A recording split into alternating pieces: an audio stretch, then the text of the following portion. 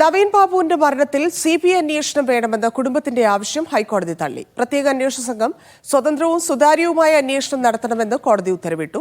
വിധിക്കെതിരെ അപ്പീൽ നൽകുമെന്ന് നവീൻ ബാബുവിന്റെ കുടുംബം പ്രതികരിച്ചു. നവീൻ ബാബുവിന്റെ മരണം ആത്മഹത്യ തന്നെയാണോ എന്നതായിരുന്നു കുടുംബം ഉന്നയിച്ച പ്രധാന സംശയം. കൊലപ്പെടുത്തി കെട്ടിത്തൂക്കിയതാണോ എന്നുൾപ്പെടെയുള്ള ഗൗരവമുള്ള വാദവും കുടുംബം കോടതിയിൽ ഉന്നയിച്ചു. എന്നാൽ കുടുംബത്തിന്റെ ആരോപണങ്ങൾ തെളിവുകളില്ലാതെയാണെന്നും പ്രത്യേക സംഘത്തിന് അന്വേഷണത്തിൽ വീഴ്ചയില്ലെന്നും സർക്കാർ വാദിച്ചു. ഇതിനു പിന്നാലെയാണ് സിംഗിൾ ബെഞ്ച് ഇന്ന് വിധി പറഞ്ഞത്. കണ്ണൂർ DIG പ്രത്യേക അന്വേഷണ സംഘത്തിന് മേൽനോട്ടം വഹിക്കണം. അന്വേഷണ പുരോഗതി കുടുംബത്തെ അറിയിക്കണമെന്നും സിംഗിൾ ബെഞ്ച് ഉത്തരവിട്ടു. വിധിക്കെതിരെ അപ്പീൽ നൽകുമെന്ന് നവീൻ ബാബുവിന്റെ കുടുംബം പ്രതികരിച്ചു. അന്വേഷണ മേൽനോട്ടത്തിന് DIGയെ ചുമതലപ്പെടുത്തിയത് ആശ്വാസം നൽകുന്നതല്ലെന്നും ഭാര്യ മഞ്ജുഷ പറഞ്ഞു. പിന്മാറാൻ എന്തായാലും ഉദ്ദേശിക്കുന്നില്ല. ഏതറ്റം വരെ മുമ്പോട്ട് പോകാൻ തന്നെ ഉദ്ദേശിക്കുന്നു. പോലീസ് അന്വേഷണത്തിലൂടെ നീതി ലഭിക്കുമെന്ന് വിശ്വസിക്കുന്നില്ലെന്നായിരുന്നു പ്രതിപക്ഷ നേതാവിന്റെ പ്രതികരണം. അവര് കുടുംബം അതൊരു നീതി കിട്ടിയില്ല എന്നുള്ളൊരു വിചാരമുണ്ട്.